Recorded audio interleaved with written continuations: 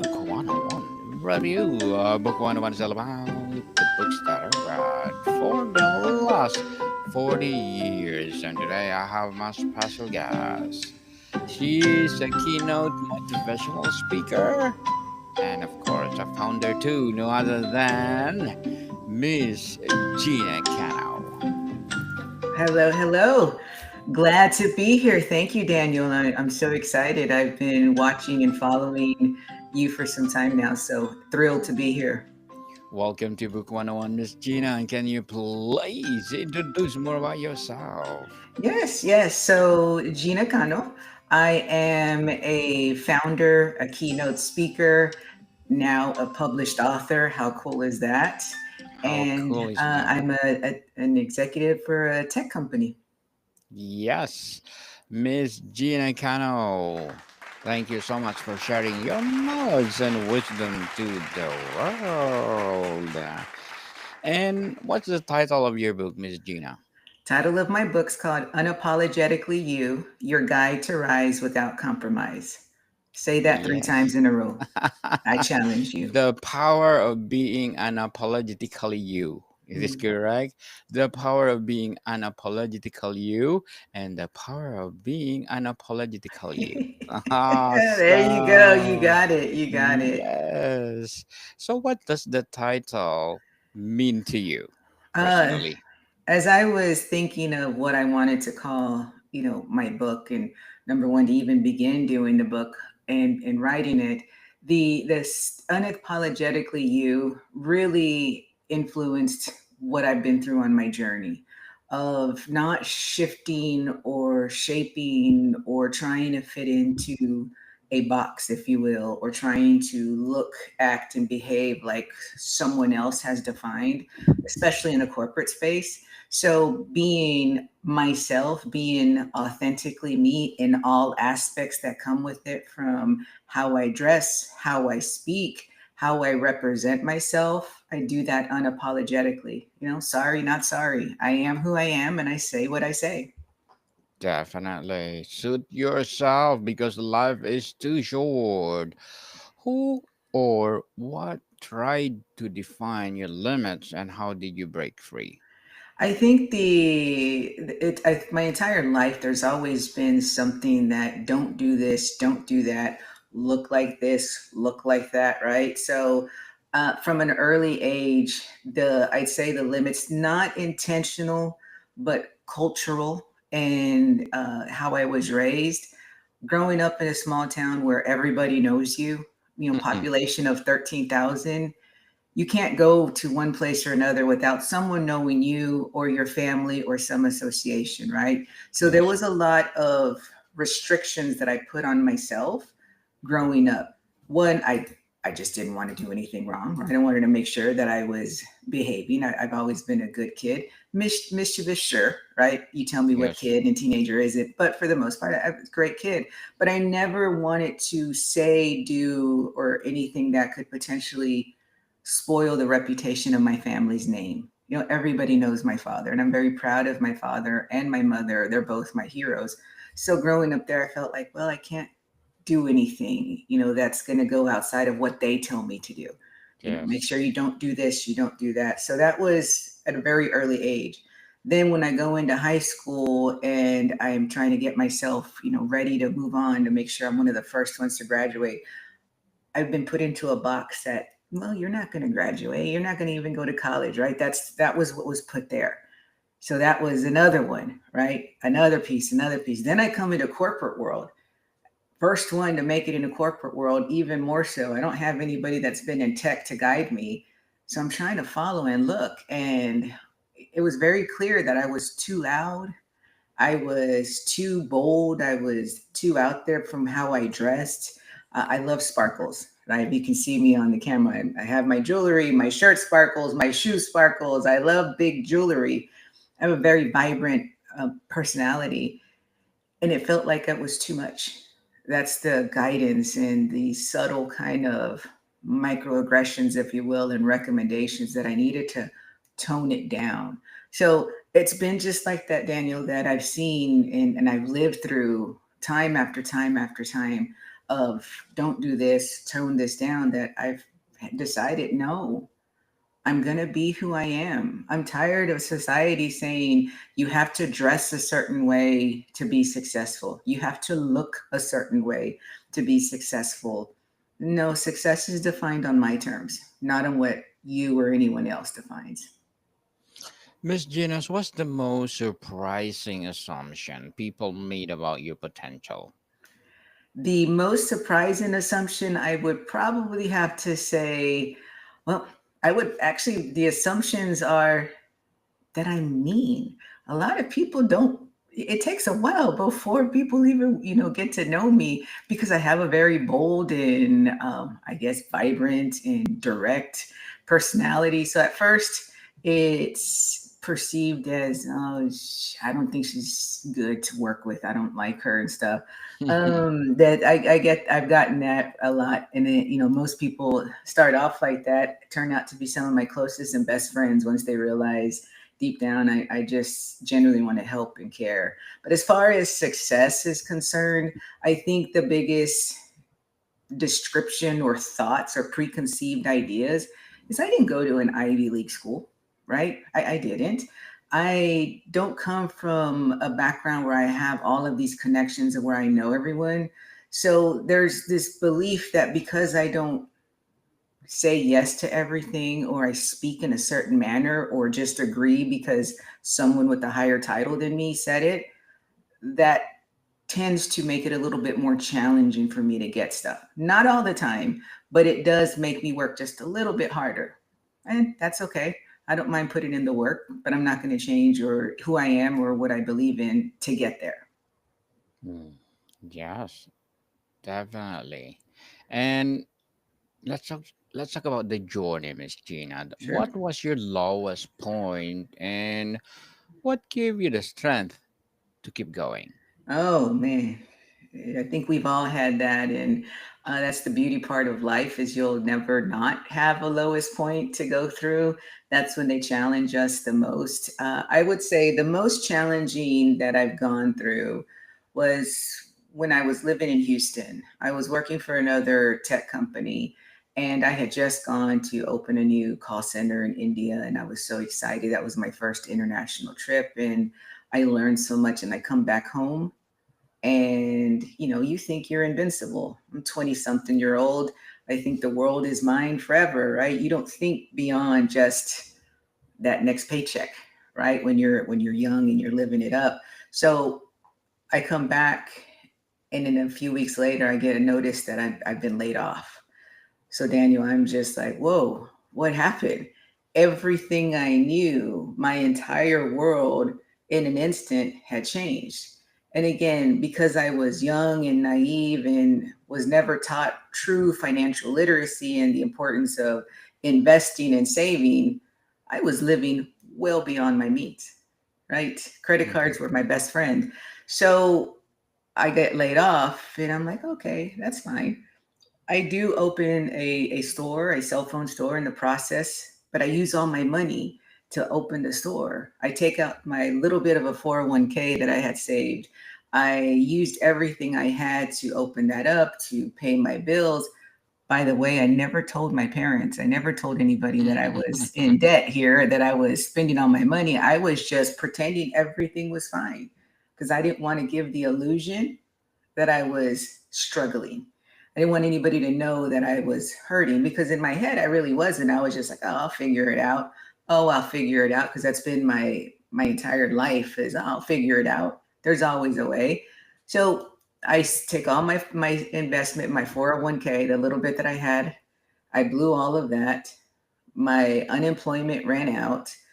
I charged up almost every single credit card that I had to my name, and I was in debt well up, way over my head. I can't even say I was in debt up to my eyeballs, Daniel, because I was way further than that. I am drowning. I don't have any funds. I don't know what to do. And I asked myself, well, what next? Right? What do I do? So I had to make a decision. Was I going to go home? Was I going to admit to my parents to what at the time I thought was failure? Or was I going to try to just figure it out? And Daniel, I was really ready to say, I can't do this anymore. I'm broke. I'm in debt. I don't know how I'm going to do it. And I'm crying. It's horrible. I remember vividly, it was a Tuesday. I'm sitting there thinking it's the worst thing. I'm a failure. How can I do this? And then I get a phone call from Dell where I got an opportunity to go work. And there I was. I had an opportunity, a job presented before me when I thought the world was over and I thought it was completely in debt. So I'm forever grateful to the opportunity that I had. Obviously, I earned that opportunity because I had done the interviews and everything, but that was the lowest for me, Daniel. I thought the world was over. I thought I was a complete failure because, and I wasn't in debt like a couple of $1,000s. I'm talking some serious debt here, but I definitely learned from it. And I can Yes, tell you, I won't make that mistake again. That is very much for sure. definitely. We need to learn to our mistake, people. And we salute you for your resilience. Yay! You did it. You I did did it. it. You I did did it. it. How did you discover your unshakable sense of self worth? I think it was always in there, Daniel. It's just inside. It was there. I just wasn't. I was afraid to let it out. Remember telling you growing up, especially in a Latino household, you respect your elders, you make sure people of authority, you're respectful. And so I felt like I had to quiet myself. But then when I moved to Houston from my hometown of Beeville, and I started seeing all of these other people that were just who they were, right? That's who they thought they were. So I often use this as an analogy is Georgina, which is my full name. She was born in Beeville. Those are my roots, right? But Gina, this individual you see today, was raised in Houston when this vibrant, confident person came out. And it didn't happen overnight. It didn't. It's taken years. And I think besides seeing and moving from a small town where I had a limited visibility to the world and things around me, population 13,000, moving to Houston, population 5 million plus, right? Talk about a difference in worlds. I got introduced to a global scene there. I had friends from literally around the world that I started to see all of their uniqueness, all of their characteristics made them special, made them amazing in my eyes. So why would I make myself lesser than? The other piece that played a huge part of my life and continues to be a piece of my confidence when I started going to the gym. When I found the gym that I go to now, I've been there for 13 years. It unlocked a different level of confidence in me. I was my entire life, I'd always been the overweight kid with glasses, with braces, no fashion sense. I was never cool enough for the cool kids, nerdy enough for the nerds, I never fit in anywhere. But I wasn't supposed to fit in. Now I see that going to the gym helped me unlock a different confidence in myself because I could lift the weight, which is like lifting the weight of the world, right? I can push weight, which is the same. I can push, things out of the way. I'm able to run, so I can run with everything that I am and not hold it back. So that was a big piece of it. So leaving the small town to see the world from a bigger perspective definitely played a piece, and it's continued to grow. The confidence continues to grow because I invest in myself, specifically by going to the gym. How do you define being unapologetically you in the world that often rewards conformity? Oh, yeah. That's very easy to say, oh, if I just fit in the box and I just Yes. say yes to this, maybe they'll accept me. And then if I'm accepted, I'm gonna fit in. Growing up, how many of us have been told, just keep your head down, just work really hard. And if you work really hard, you're gonna get that promotion, you're gonna be seen, and you're gonna move up. That doesn't happen, Daniel. It doesn't happen at all. And so, what I believe and what I would tell everyone is the courage to find that being who you are, being unapologetically you, is what's going to give you the strength to be heard, to be seen and not just fall in the backgrounds. If you take a step back, just look at the world around you, whether you're in your corporate world, a small business, even in school, whatever it is. Look at the ones who are truly, and I'm air quoting successful here, right? The ones that continue to get their promotions, the ones that continue to get the opportunities, the ones that are doing things.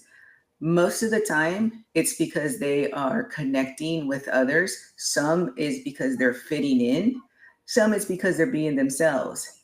Then really ask the question, are they genuinely happy because they are being their true authentic self, or are they conforming in order to please and define what someone else has defined success to look like, right? So for me, I would much rather be who I am and know that I've said what I needed to say and I stand behind what I stand versus fitting into a box to make someone else happy.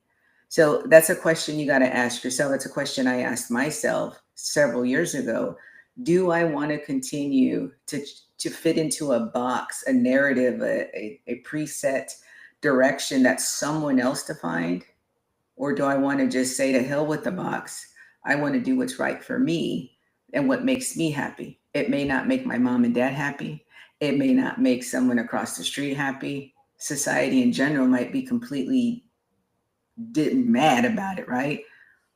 But am I happy? Is my heart happy? Is my soul complete? If the answer is yes, then I've done what I needed to do for me. And that's the most important thing. Very well said, Miss Gina. Beautifully articulated and empowering too. So, as an author, a founder, and keynote speaker, what are your short term and long term goals?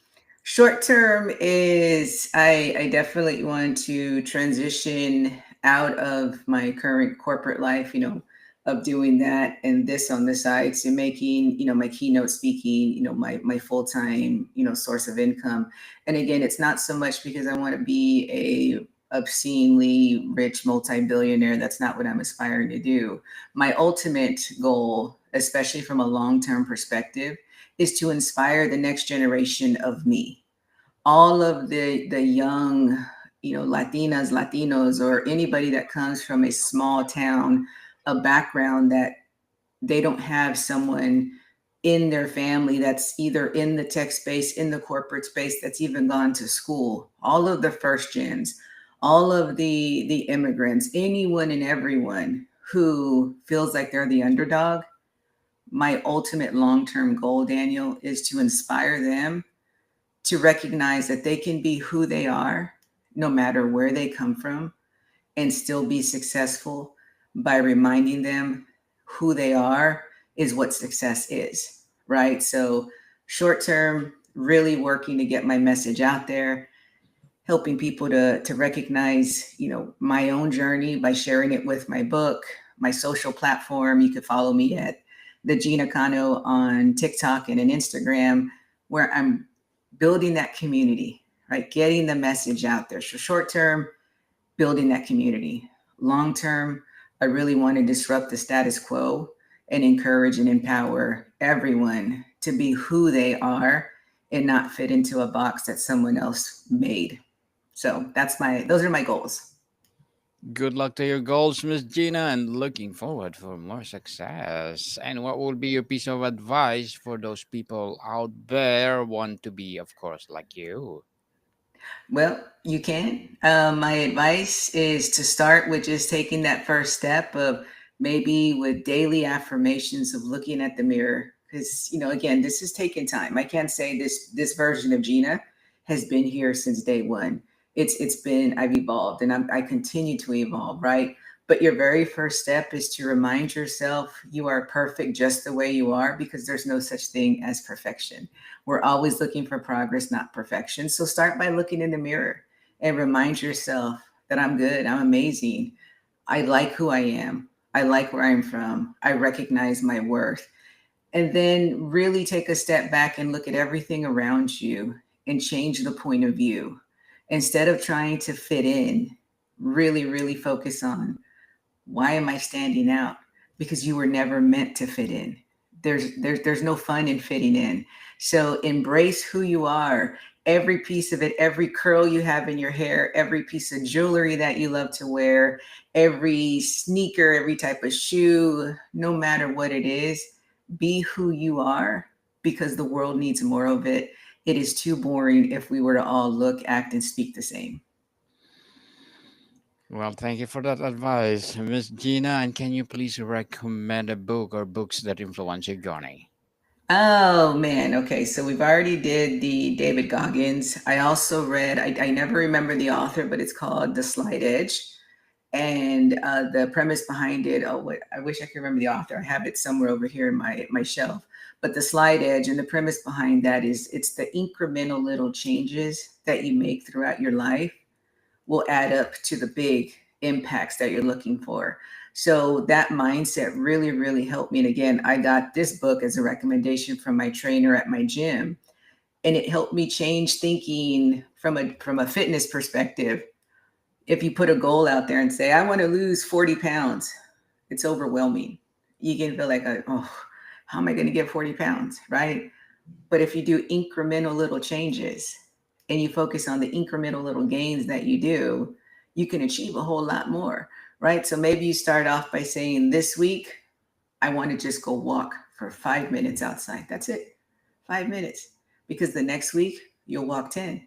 The week after that, 15. And it adds on and adds on. And next thing you know, you can run a marathon. I don't know, that might be a bit extreme, but you can see it's the incremental. So I think that was the biggest one for me.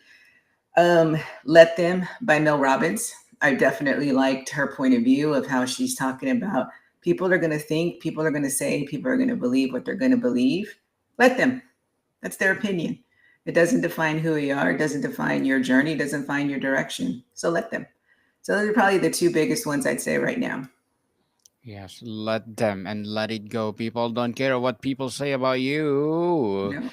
Do your best and show to the world what is who you are. So, Miss Gina, thank you so much for that recommended books.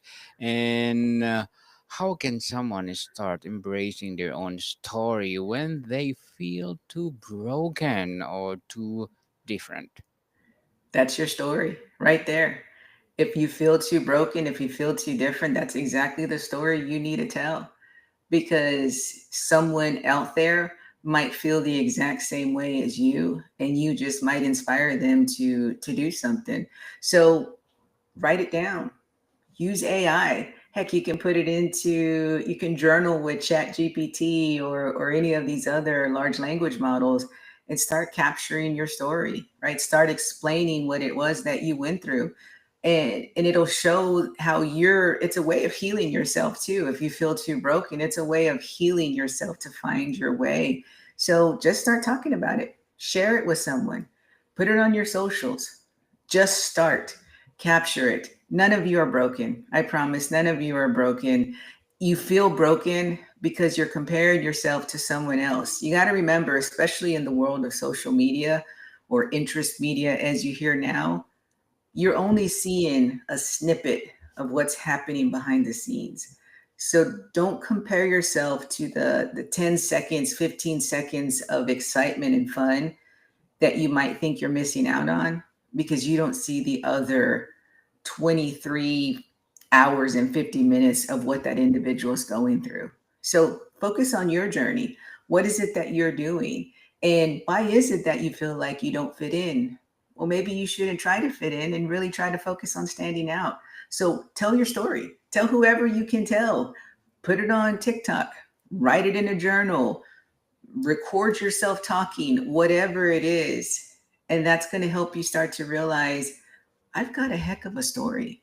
Everybody does. All of us have a story. Share it. The world needs to hear it so the more people in the world can recognize, oh, wow, there really is a power in me being who I am, because there's someone else that has had a similar, not exact, but a similar occurrence in their life. And it makes you feel empowered, which is why I've written the book, in hopes that at least one person, Daniel, at least one person will read that, and they, maybe they come from a small town, a small village, wherever it is, and they read this and they'll be like, wow, if Gina from Beeville, Texas, could make it, why can't I?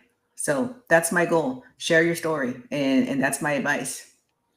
Share your story, people, and well, stop procrastinating. What's next for you, Miss Gina? How do you plan to keep defying expectations? Every day is a new opportunity, Daniel. So what's next for me is I'm focused on one of the brands that I am founding called Unapologetic Tech. And can you see a theme with it? You know, unapologetic you, unapologetic tech. And the focus around this area is to make tech, specifically AI, available to all. I want to help demystify technology, especially with this ever booming and ever focused world of AI, and translate it into terms that everyday individuals could understand. If you look through a lot of the stuff that does exist today, it's high level and it can be intimidating. It absolutely can be intimidating. So my goal is to demystify that and to make it more accessible and help people recognize you're using AI every day, you just may not realize it. So when you ask for Alexa or Siri or any of these other, Netflix recommends something or Amazon recommends something to you, that's AI. But helping people to see how it can help them with their day to day, whether it's doing homework, right? The new study mode that came out with ChatGPT. If I'm a small business, how can it help me simplify some of the mundane work that I don't like doing so I could focus on the fun stuff I do like doing? So that's my next focus. I also want to make it really, really fun for kids to get a jump start. Again, myself growing up, I didn't have a lot of technology. I didn't have any technology folks that I could look to or anybody that I could say, yes, you know, I learned from here. I want to make that more accessible to all. Miss Gina, before we wrap up our discussion for today, I'm inviting you to please to listen to my other podcast, people. My other podcast, because my abstract essay is already in fifth season, abstract poetry in second season, and my book 101 review in fifth season too. Comedy 101 in second season, and my food 101 in fifth season as well. Geography 101 in fourth season, in my baby podcast Law 101 and mental health 101. Love letters in third season and Movie 101 review and Music 101 in each fourth season, Science 101 and Sex 101 in each first season. Please listen to them wherever you listen your podcast. And Miss Gina, what does or what one small step listeners or viewers can take today to start living unapologetically? The very easiest thing you can do to start being seen as unapologetically you and as a direct and confidence, that confidence people look for, the most simplest thing you can do is remove please from your emails. It doesn't mean you don't need to still be polite, but when you say, would you please respond to this email? You are following the we need to be nice and we need to be proper and we need to respect those in another role. Instead, replace it with I need a response by such and such date. It's direct, it's firm, you're not being a jerk. So, one small step, whatever you're doing, wherever you can, other than the normal please and thank yous of when people serve you, you're at a restaurant, but in your corporate or work setting, try that. Follow me on, and I would say follow me on TikTok and Instagram to continue getting some of these tips that I'll be putting out there on a regular basis. Yes, thank you so much, Miss Gina Cano, for sharing your knowledge and wisdom to the world. So, can you please invite our listeners to support your advocacy, your business, your books, or whatever projects that you're doing right now? Yes, just if you want to follow me on my socials or go to ginacano.com, you can get access to it all. Yes, people, let's support Miss Gina Cano because if you support her, for sure, more and more and more empowering books like this to come, more and more empowering business to come, and for sure, more and more empowering speaking to come. So, Miss Gina, thank you so much for your time. Thank you again for the opportunity. It's been a real honor and pleasure. More to come, people. See you soon. Bye bye.